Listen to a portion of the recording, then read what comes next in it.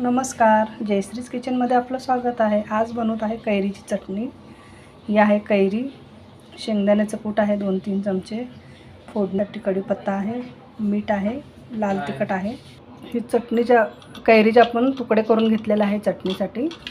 हे आपण मिक्सरमध्ये काढून घेणार आहोत।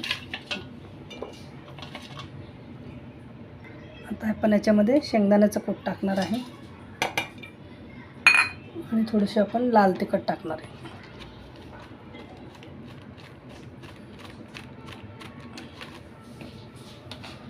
मीठ पण टाकणार आहे आपण याच्यामध्ये। तर हे मिक्सरला आपण ग्राइंड करून घेणार आहे। 2 लसणाच्या पाकळ्या टाकते मी याच्यामध्ये काप। याच्यात आपण तेल टाकणार आहे पातेल्यात फोडणीसाठी। थोडेसे जिरे टाकणार आहे,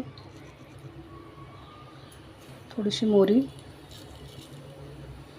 आणि थोडासा कढीपत्ता। फोडणी झालेली आहे।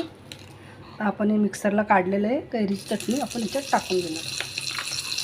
तुम्हाला कैरीची साल काढून पाहिजे असेल तर साल काढून पण घेऊ शकता तुम्ही कच्च्या कैरीची।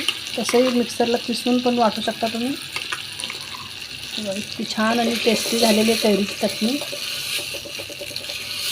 मस्त झालेली आहे।